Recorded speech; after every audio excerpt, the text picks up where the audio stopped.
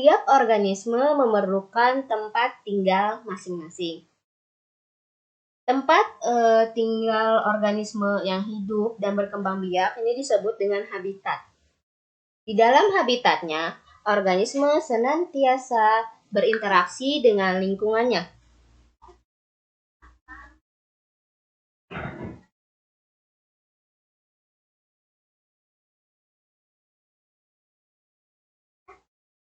Kesatuan interaksi antara organisme dan juga lingkungannya inilah yang disebut dengan ekosistem. Ilmu yang mempelajari ekosistem disebut dengan ekologi. Dan ekosistem terdiri atas satuan-satuan ekosistem yang saling berinteraksi. Satuan ekosistem ini yaitu individu, populasi, komunitas, ekosistem, dan biosfer. Yang pertama akan kita bahas adalah individu. Individu berasal dari bahasa Latin, individuum, yang berarti tidak dapat dibagi.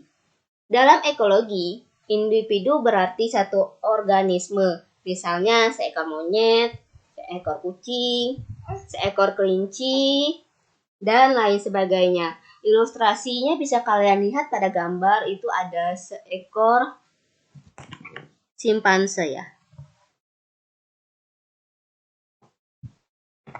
Selanjutnya ada populasi. Populasi merupakan sejumlah individu sejenis yang menetap di suatu daerah pada waktu tertentu. Dan kelompok organisme ini dapat disebut sejenis apabila mempunyai persamaan anatomi, morfologi, dan juga fisiologi, serta dapat saling kawin dan menghasilkan keturunan yang fertil. Populasi organisme dalam suatu ekosistem senantiasa berubah dari waktu ke waktu. Hal ini disebabkan beberapa hal. Misalnya ada populasi organisme yang bertambah karena adanya organisme yang datang ke daerah tersebut atau imigrasi, dan juga adanya kelahiran atau natalitas. Sebaliknya, populasi juga dapat mengalami pengurangan. Misalnya ada organisme yang berpindah keluar dari lingkungan tersebut atau keluar dari daerah tersebut, disebut juga emigrasi, atau ada organisme yang mati. Itu disebut juga dengan mortalitas ya.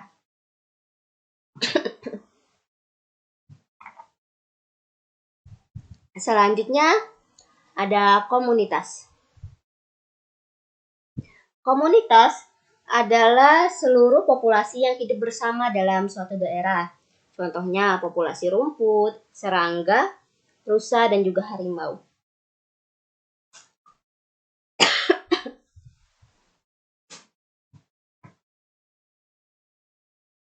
Selanjutnya ada ekosistem.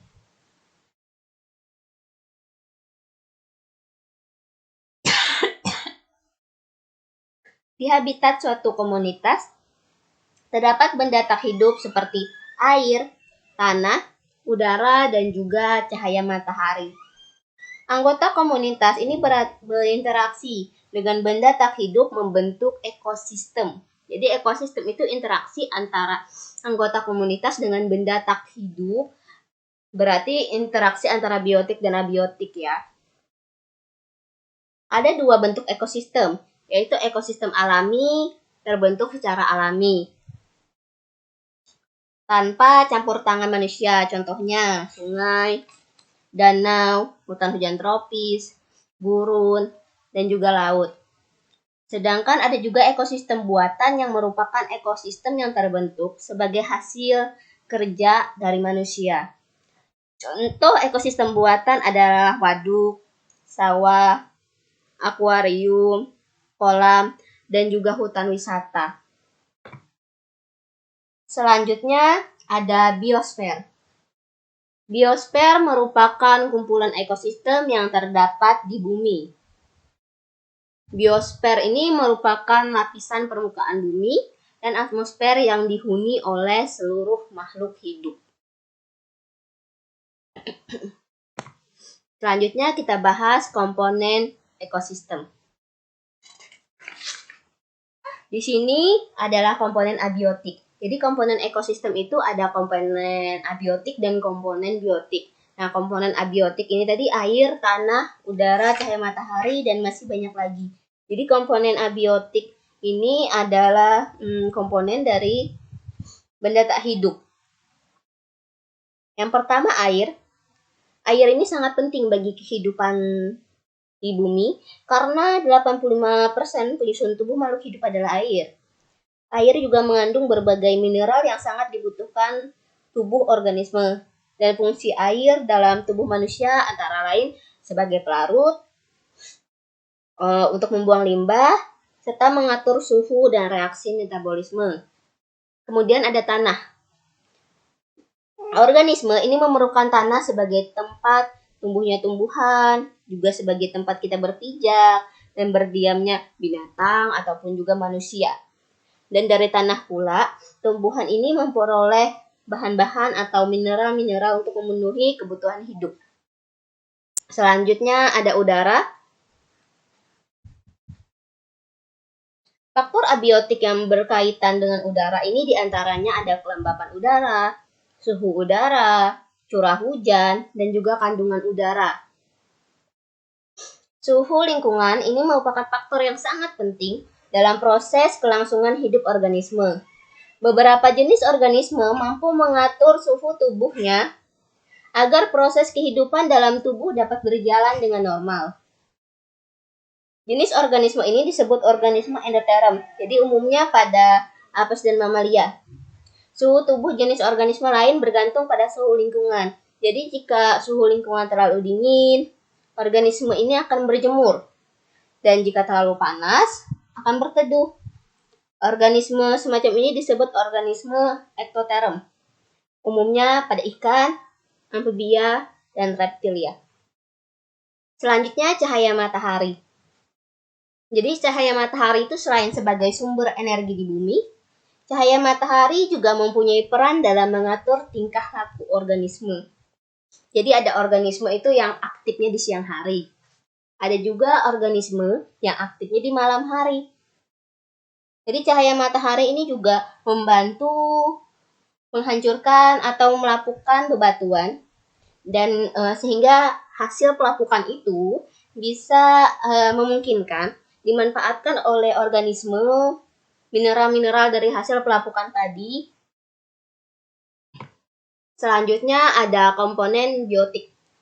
Jadi komponen biotik ini adalah semua makhluk hidup yang ada di lingkungan. Dan berdasarkan perannya, organisme dapat dikelompokkan menjadi 3 kelompok, yaitu produsen, konsumen, dan pengurai atau decomposer. Yang pertama yaitu produsen. Jadi produsen ini adalah organisme yang mampu menghasilkan zat makanan organik dari zat anorganik. Organisme yang dapat mengubah zat anorganik menjadi zat organik ini disebut organisme autotrof. Jika organisme tersebut menggunakan energi cahaya untuk menyusun zat organik, organisme tersebut dinamakan organisme fotoautotrof. Contohnya adalah tumbuhan hijau. Jadi tumbuhan hijau ini mengolah makanannya melalui proses fotosintesis. Selanjutnya ada konsumen. Konsumen ini adalah organisme yang memakan organisme lain, baik itu tumbuhan, hewan, atau sisa organisme yang tidak mampu mengubah zat organik menjadi zat atau organisme yang tidak mampu mengubah zat anorganik menjadi zat organik ya, sehingga mendapatkan makanan dengan memakan organisme lain. Ini disebut organisme heterotrof. Jadi organisme konsumen ini ada yang karnivora, herbivora, dan juga omnivora.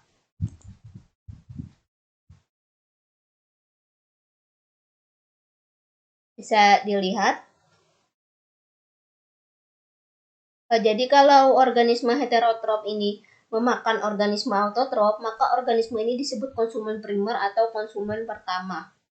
Konsumen primer atau pertama ini yang disebut sebagai herbivora. yaitu makan tumbuhan secara langsung. Contohnya itu sapi, kambing, domba, dan lain-lain. Selanjutnya, jika ada organisme heterotrof yang memakan herbivora atau hewan lain, maka dia disebut sebagai karnivora. Contoh karnivora ini kucing, anjing, elang, macan, singa, dan lain-lain. Selanjutnya ada omnivora. Omnivora ini dia memakan tumbuhan dan juga memakan hewan. Contoh omnivora ada manusia dan juga beruang.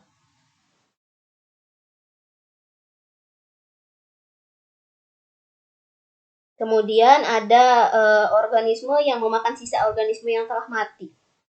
Jadi disebut detritus. Contohnya adalah cacing tanah dan juga serangga-serangga tanah. Selanjutnya ada decomposer atau pengurai. Jadi beberapa jenis organisme ini mampu menguraikan sampah organik seperti sisa-sisa tumbuhan, sisa-sisa tubuh hewan. Kemudian dia membuat makanan dari situ. Dia mendapatkan makanan dari sisa-sisa tubuh makhluk hidup tadi. Contoh dari decomposer ini yaitu bakteri dan juga jamur. Demikian video pembelajaran kali ini. Semoga bermanfaat. Saya akhiri dengan ucapan Assalamualaikum warahmatullahi wabarakatuh.